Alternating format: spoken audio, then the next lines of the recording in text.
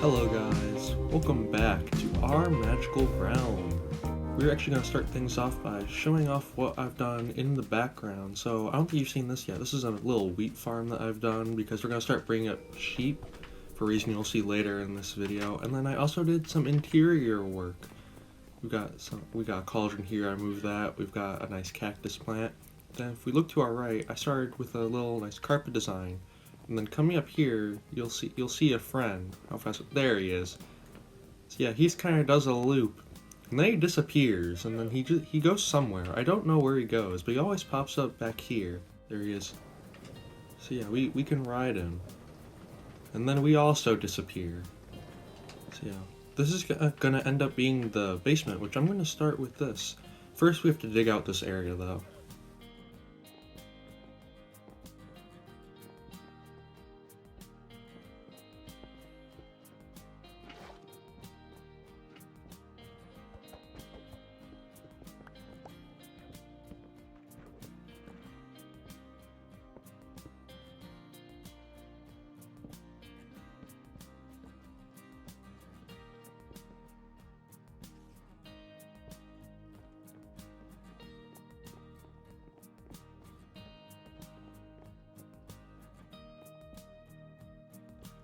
A lot of work has gone into this basement, let me tell you.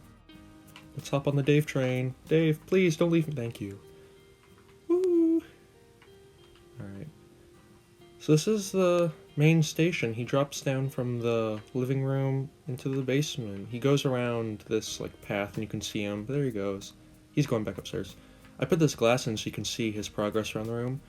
But this room, I think it looks really nice. You know, I like this, the water feature here is probably my favorite. It's like a, what's it called, a koi pond? Whatever the shallow water ponds are. There he goes. Bye, Dave. We have some sweetberry bushes. Yeah, that's what those are called. And then some vines hanging off the ceiling. I was gonna put string to stop them from growing, but it probably looks better to have them grown out. And the string is super obvious, and I don't like that to stand out, you know.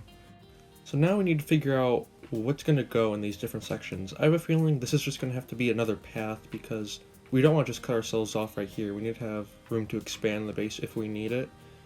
I was thinking we might have a farming area over here for cattle. That is if we don't do one upstairs outside, if we build a stable or something. And then this side we could have a smelter or an enchanting room, something like that. I love watching Dave. I just get so distracted.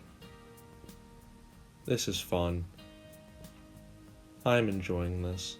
But basement plans will have to wait because I wanted to do a little bit in this front area because this sand is just getting kind of boring. We have no paths, no greenery. We need to change that. So I saw somewhere that birch looks really good as a path, and then we could also have I think strip versions of it, and it kind of blends in.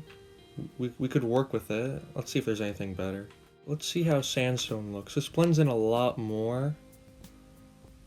Yeah, I don't know. I think we need birch to have it stand out. Let's put in some. I've got some logs here.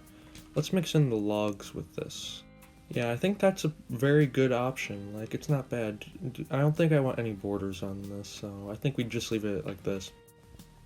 Yeah, I think this will be fine for now.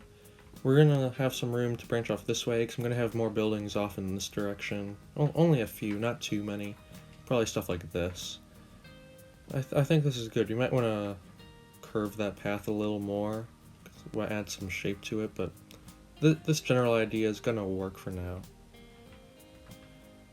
Time to gather a lot of birch.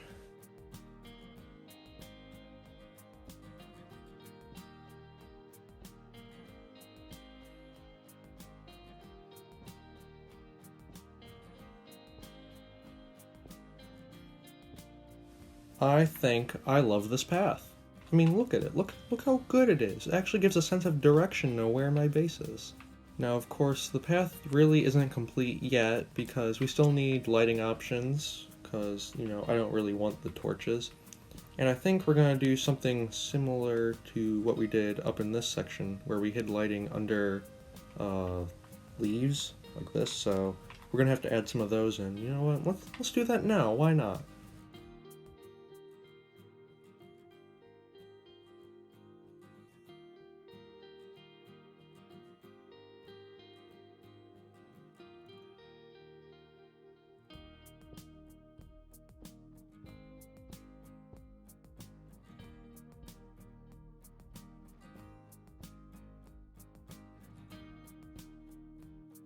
I mean, come on, look at this path. The green helps so much. It needs to contrast the sand. This is so exciting for me. This is a project I've been wanting to do for such a long time. I'm glad it's done. Look at this. Remember how bare this was?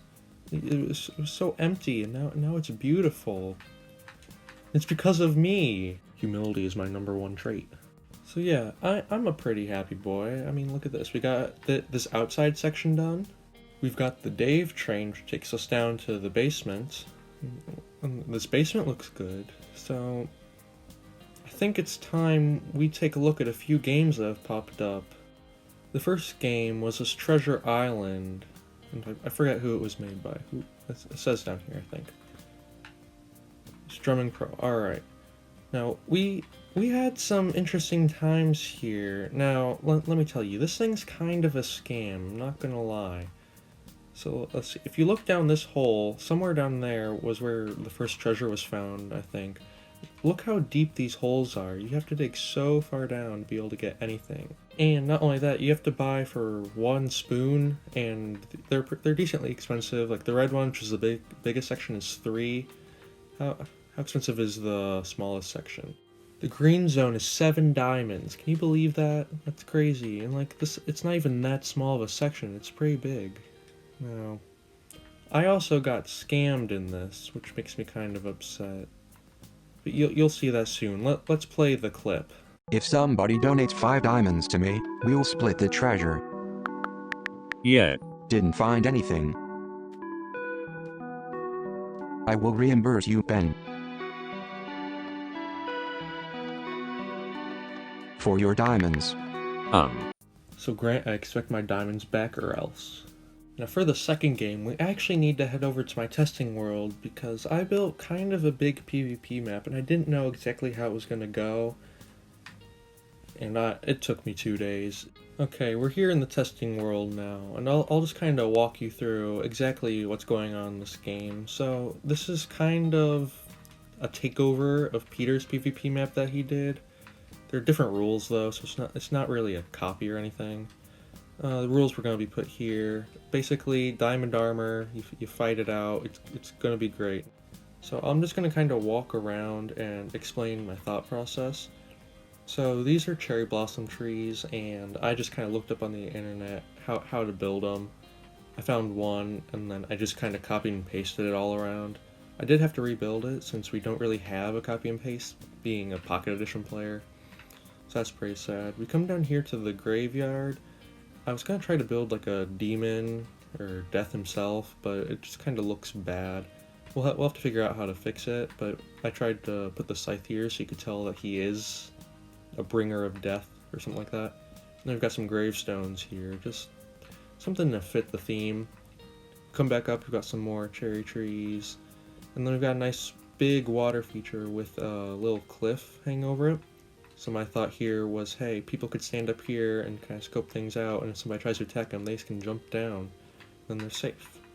So that works out well. And then we've got a beach scene here, which is the last kind of big scene. It's a beach, you can tell. They're chairs, what are these called? Umbrellas, that's the name. And the little tiki bar. I used walls and full blocks to look like shelves in the wall, so that looks pretty nice. Somebody took away the armor stands, I bet it was one of my friends. That's sad. Then we've got a little transportation from the 2 lower sections. This was going to be the original entrance, but it was going to be too difficult to keep people in the arena, because I was going to initially have water elevators here. Then they could just exit anytime, like during the battle. I don't know why they would, but it probably happened on accident, and that just kind of make people upset, so we just had the entrance at the front. Now, if you're a spectator, there is a set of ladders here, and you walk around the border. It is kind of hard to see and like follow the action, since people are going to be doing loops around the middle, so you just kind of have to deal with it. There is also a way to get on top of these cherry trees if you use the pagoda here. You can jump over here. There have been lots of battles just standing right here, so that's pretty nice. The pagoda I built first. I figured out this kind of design where I inset part of the stone, and I think that looks pretty nice. It's a nice little pedestal. And I really want to incorporate some nether blocks into this, so I used polished basalt there. I think it looks nice. I mean, it's definitely a contrast to the cherry trees, so I think it works well. And we had some really long battles in this map. I think one lasted for like 7 minutes or something like that. But building this in survival is going to take a long time, so don't expect any big progress anytime soon. If anything, I'll just be checking in like the beginning or the end of each video, because this is 65 by 65, just up to like this edge of the wall. And these materials it's not going to be easy to get a lot of them. And I won't have any reference pictures, so this is going to be great. We're going to have fun. But anyway, I hope you really enjoyed looking at this game, because it took, like I said, it took a long time for me to build it, and I was kind of sleep deprived at the time, so it's whatever. What did I spend 48 hours on it? I think something like that. Probably more, probably closer to 50. And it hurt a lot. Also, please subscribe, because it helps me. It might not help you, but for me, it's a good thing. Also, I really like whispering, can you tell? Anyway, that's gonna do it for this video. Hope to see you in the next one. Take care. Goodbye.